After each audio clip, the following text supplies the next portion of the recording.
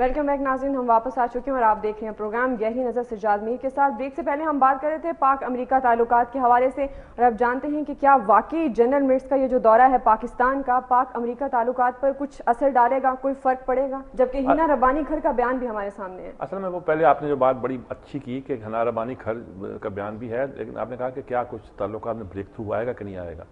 اچھا، ہینا ربانی کھر نے تو ابھی تین ہفتے پہلے کہا تھا کہ ایک ہفتے کے اندر یہ صفائی ختم ہو سکتی، یعنی کہ نیٹو کی صفائی جو روکی ہوئی ہے اس پر پابندی اٹھ سکتی ہے، جس پر بعد میں ایک بیان آیا کہ یہ غالباً ان کے بیان کو غلط سمجھا گیا وغیرہ وغیرہ۔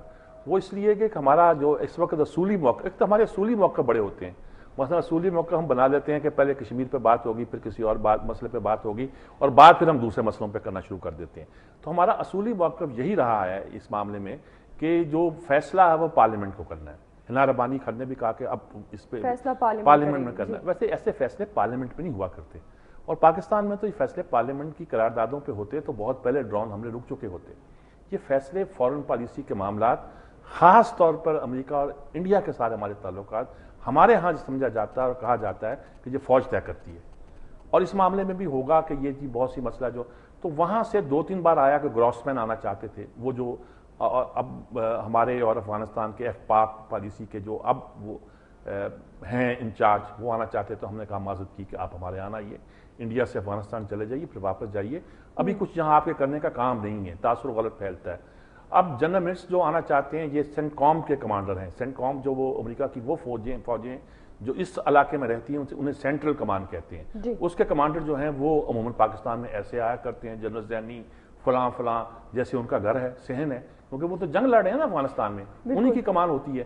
وہ اب پاکستان آ رہے ہیں، اور پاکستان آنے کے جب ان کا آنے کا اعلان ہوا تو ہماری طرف سے آیا کہ ہم نے تو ان کو بلایا نہیں ہے، اور امریکہ سے بھی آیا کہ انہوں نے بڑی جلدی اپنی آنے کی خواہش کا اظہار کر دیا ہے۔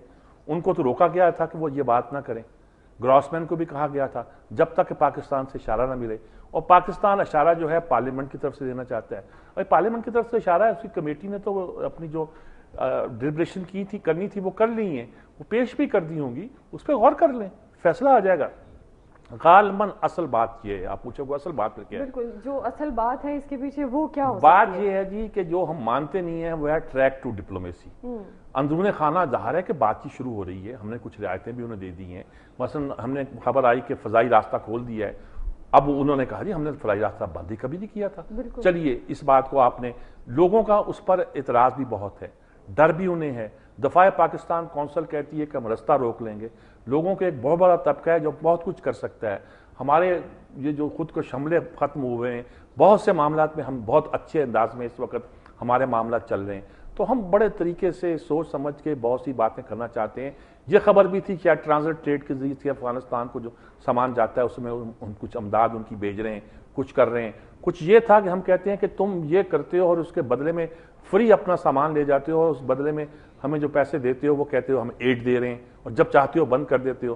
تو بھئی ہمارے ساتھ سیدھی بات کرو، بات یہ کرو کہ تمہارا ایک ٹینکر جائے گا اس پر اتنا ٹیکس لگے گا، وہ آپ ہمیں ادا کر دیا کرو۔ ہماری سڑکیں ٹوٹتی ہیں، ہمارے ہاں بڑے مسائل پیدا ہوتے ہیں۔ تو مسئلہ یہ ہے کہ اگر وہ مرٹس آ رہے ہیں تو پہلی بات ہے کہ فوراً تو شاید نہیں آ رہے، اگر آ رہے ہیں تو ان کو بہت جلدی آنے کی۔ ایسی صورت میں وہ چاہیں گے کہ جنرل کیانی سے ملیں بھی اور تیزی سے مسئلے کو حل کرنے کی کوشش کریں، اور خواہش یہی ہوتی ہے کہ جب وہ آئیں تو معاملہ پھر طے ہو جائے۔ اور پاکستان کی کوشش یہ ہے کہ تاثر یہ دے کہ ہماری پارلیمنٹ نے یہ فیصلہ کیا ہے اور ہم اس فیصلے کو انڈورس کر رہے ہیں، لوگوں کو بھی مطمئن کریں، اس لابی کو بھی مطمئن کریں جو کہ اس سلسلے میں بہت سے مسائل پیدا کر سکتی ہے پاکستان کے اندر بہت مضبوط۔ ویسے تو اینٹی امریکنزم دنیا بھر میں بہت پھیل گئی ہے، مڈل ایسٹ میں بہت زیادہ ہے، اور پاکستان میں بھی اس کی ریشو جو سروے ہوتے ہیں 82-83% نکلتی ہے، اور اب امریکیوں کا احساس ہونا شروع ہو گیا کہ ہے منٹر کا۔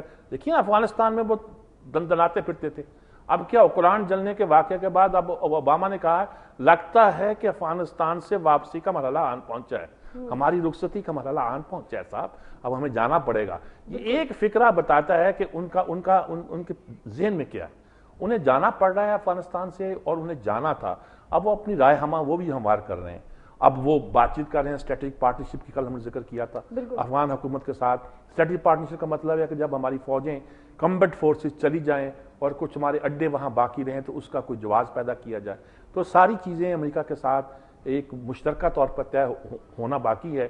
ادھر ایران کا معاملہ ہے, ہم ایران سے دوستی دکھا رہے ہیں, امریکہ اسے دشمنی دکھا رہا ہے. اسرائیل کہتا ہے بمباری کرو, امریکہ میں ایک لابی کہتی ہے کہ ہاں بمباری کرو, دوسرے کہتے ہیں مارے جاؤ گے, پھنس جاؤ گے, یہ تو آسان کام نہیں ہے. تو اس پورے چکر میں یہ ہمارا ایک چھوٹا سا معاملہ نہیں ہے, ایسا معاملہ ہے جس کا پس منظر بہت بڑا ہے. جی بالکل. جیسے آپ بتا رہے ہیں کہ پارلیمنٹ جو ہے, جیسے ہینا ربانی کھر نے بھی کہا کہ پارلیمنٹ فیصلہ کرے گی, بظاہر ایسا نہیں ہے, وہ بہت بڑی منوپلی ہوتی ہے.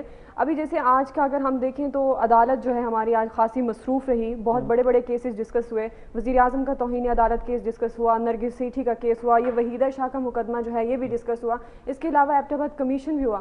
کیا آپ سمجھتے ہیں کیا عدالتی سرگرمیاں آج عروج پر ہیں, بلکہ زوروں پر جاری ہیں پچھلے کئی دنوں سے؟ اس کا موازنہ کریں تو کیا آپ سمجھتے ہیں کہ اب کچھ ہم بہتری کی طرف جا رہے ہیں, یا جو بڑے بڑے لوگ ہیں ان کو بھی ہم کٹہرے میں لانے کی کوشش کر رہے ہیں انصاف کے حوالے سے اگر بات کریں, یا اس کا پس منظر کیا ہو سکتا ہے؟ نہیں, یہ بات درست ہے کہ ہمارے ہاں جس جوڈیشل پروسیس کہتے ہیں, چاہے ایبٹ آباد کمیشن ہو, وہ بھی جوڈیشل کمیشن ہے, چاہے سپریم کورٹ ہو, چاہے چھوٹی عدالتیں ہوں, چاہے کچھ بھی ہو, ان میں ایکٹیویٹی تیز ہے. جی وزیر اعظم کا کیس ہے, یہ معمولی کیس نہیں ہے. ٹھیک ہے, یہ عدالت نے کہا کہ کون سے فیصلے پہ عمل درآمد کیا.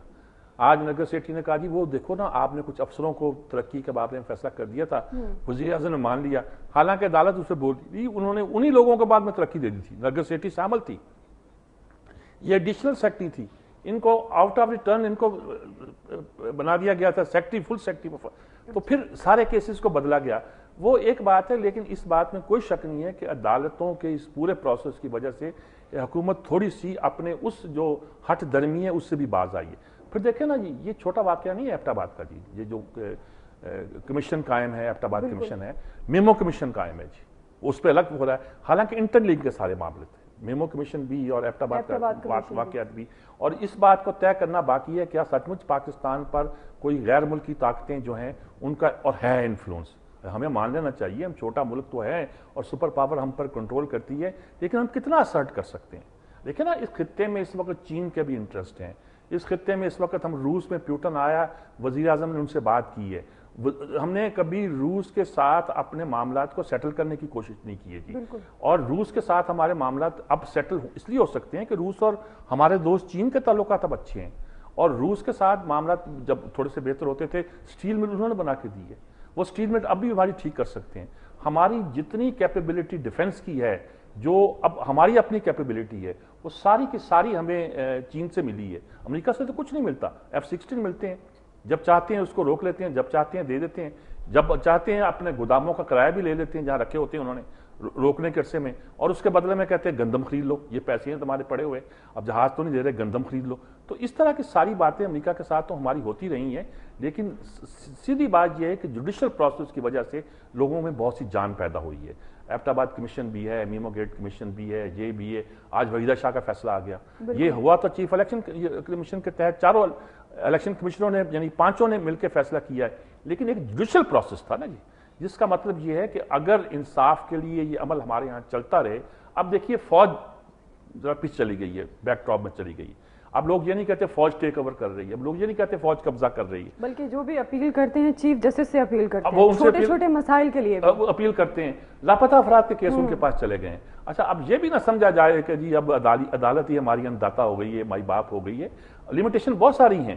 اور یہ بھی نہ سمجھا جائے جی فوج سے سب کچھ چھین لیا ہمیں اور جیب میں ڈال دیا. جی ایسا بھی آسان نہیں ہوتا ان ملکوں میں فوج سے اقتدار واپس لینا, لیکن اس میں بہت فرق آیا ہے, اور لوگوں کی جو بیداری ہے فوج بھی اس کو دیکھتی ہے, فوج بھی اس کو سمجھتی ہے.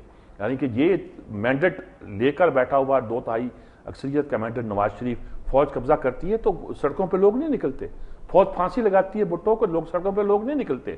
ایوب خان کے زمانے میں آئے, لڈیاں پڑیں, اور لڈیاں کچھ معمولی پڑیں, اور جی مہنگائی ختم ہو گئی, فلاں کر دیا, ٹھیک کر دیا. تو یہ جو اب ٹرینڈ ہے میرے خیال میں یہ خود اریسٹ ہوتا جا رہا ہے, اور جوڈیشل پروسیس کی وجہ سے ہمارے ہاں جمہوریت کے حوالے سے بھی ایک اچھی امیدیں پیدا ہونی شروع ہو گئی.